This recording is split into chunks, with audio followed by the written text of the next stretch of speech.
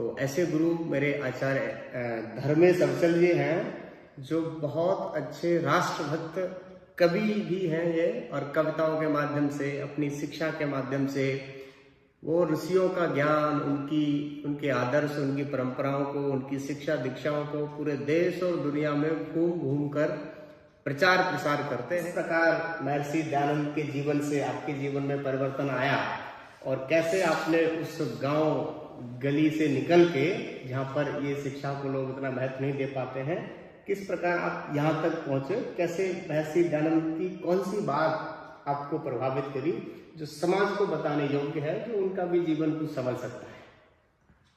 बहुत बहुत धन्यवाद जयवीर जी।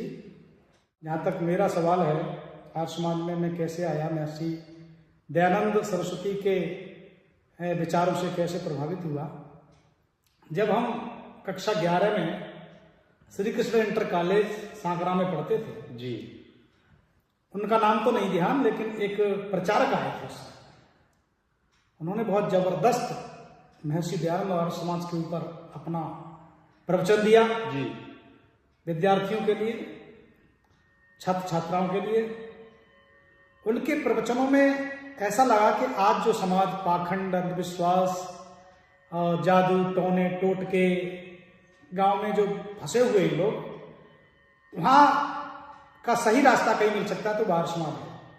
मैंने 9 रुपए में, उस समय सन 1995 की बात है, सत्यार्थ प्रकाश खरीदा।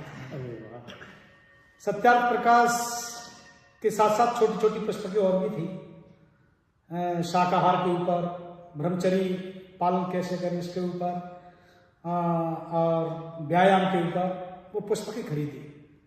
और मैं समझता हूँ छात्र जीवन एक ऐसा जीवन होता है कच्चे लोहे के समान। उस समय उस जीवन को, उस छात्र को जैसी दिशा और दशा मिल जाए, वो उस तरफ मिट जाए जी, मुड़ जाएगा। तो हमें सत्यार्थ प्रकाश पढ़ने को मिला। उन उपदेशक जो आए थे महानुभाव, उनका प्रभाव पड़ा, और स्वामी जी के सत्यार्थ प्रकाश को पढ़ने के बाद कौन नहीं बदला। ये देश की आजादी उनकी देन है। फिर तो जहां भी जलसा होता, आर्य समाज दादों, आर्य समाज छर्रा, वहां विद्वानों के विचार सुनने को मिलते। और मैं समझता हूँ सत्यार्थ प्रकाश पढ़ने के बाद और आर्य समाजी विद्वान के संपर्क में आने के बाद एक व्यक्ति के अंदर चटपटा पैदा होती है। जिस परिवेश में वो जी रहा होता है, और इधर स्वामी दयानंद और आर्य समाज के विचारों के बीच संघर्ष होता है। जो पुण्यभागी होता है, ईश्वर की जिस पर कृपा होती है, वो व्यक्ति स्वामी जी की तरफ खिंच जाता है। और ये कहा जाता है कि कमक्ति का छाता जिसके सिर पर हो, आचार ही को पुनंत वेदा, आचरण से ही व्यक्ति को वेद भी पवित्र नहीं करते, ऐसे व्यक्ति नहीं बदल पाते। लेकिन जिसमें थोड़ी सी भी अगर करंट है, ईश्वर की कृपा उस पर बरस रही है, कमक्ति का छाता उसके सिर से हट गया है, तो कौन ऐसा है जो स्वामी दयानंद और आर्य समाज रूपी माँ की गोद में आने के बाद अपने को नहीं बदला। तो उस श्रेणी में हम भी थोड़े से साहित्य के बारे में बात की कि सत्यार्थ प्रकाश मैंने पढ़ा, और जो एक आचार्य जी जो वहाँ पर आए, जिनका वक्तव्य आपने सुन करके आपके हृदय में ज्वाला प्रज्वलित हुई महर्षि दयानंद के बारे में जानने की जी। तो महर्षि दयानंद के बारे में जब आपने पढ़ा, तो कौन सी ऐसी संस्मरण आपके जीवन में है जो आप दर्शकों को बताना चाहेंगे? स्वामी जी की जो बात सबसे मुझे पसंद आई, वो सीधा सरल रास्ता, कोई झंझट नहीं। आपको आर्य समाजी बनना दुनिया में सबसे सरल बात है। आप नशे को छोड़ दो, आप पाखंड को छोड़ दो, क्या बात है, आप अंधविश्वास को छोड़ दो, बहुत सीधा सरल रास्ता है। मैं समझता हूं दूसरे संप्रदाय, दूसरे पंथ, दूसरे मजहब जितने हैं, उनमें झमेले हैं, जाल है, मकड़ जाल है, वो फंसाते हैं। लेकिन स्वामी जी के यहाँ स्वतंत्र करते हैं। और एक सबसे बड़ी जो बात मुझे लगी, दूसरे सत्संगों में आत्मा, परमात्मा, जीवात्मा, ऐतिहासिक वर्णन, रामकृष्ण की बातें तो होती हैं, लेकिन एक राष्ट्रभक्ति और अमर क्रांतिकारियों की बात जो स्वामी जी के आश्रम में होती है, वो कहीं नहीं मिलती।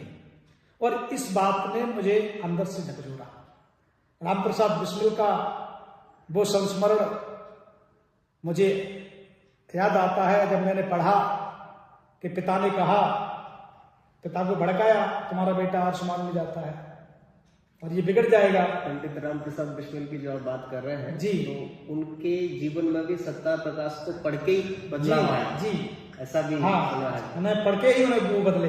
जी हाँ, तो राम प्रसाद बिस्मिल से कहा पिताजी ने, राम प्रसाद बिस्मिल या तो आर्य समाज छोड़ दिया, घर छोड़ दिया। तो राम प्रसाद बिस्मिल ने कहा पिताजी आर्य समाज में माँ है और माँ को छोड़ा नहीं जाता। अरे क्या और घर से बिस्तर उठा के वो आर्य समाज में चले गए और आर्य समाज की देन थी कि राम प्रसाद बिस्मिल जैसा क्रांतिकारी जिसने देश को आजाद कराने के लिए फांसी के फंदे को चुन लिया था, वो तो एक राम प्रसाद बिस्मिल का उदाहरण है। कितने 85% आर्य समाज से प्रभावित लोग थे, पर तब सीतारमैया को लिखना पड़ा देश की आजादी में योगदान स्वामी जी का है, उनके अनुयायियों का है। तो एक चिनगारी है आर्य समाज। आर्य समाज कोई मत संप्रदाय पथ नहीं है, एक आंदोलन है और इस आंदोलन से जो जुड़ गया उसका कायाकल्प हो जाता है, उसका स्वाद समझ जाता है। अवगुण धीरे धीरे नष्ट होते चले जाते हैं और पुरुष से महापुरुष की श्रेणी में व्यक्ति आता जाता है, दिव्यता उसके अंदर प्रकट होने लगती है, चरित्र का श्रेष्ठ होने लगता है। तो ऐसी आर्य समाज तो वो पारसमणि है, स्वामी दयानंद वो पारसमणि है, सत्या प्रकाश वो पारसमणि है। जो इसके संपर्क में लौह रूपी व्यक्ति आता है वो सोना बन के कुंदन बन के तैयार हो जाता है।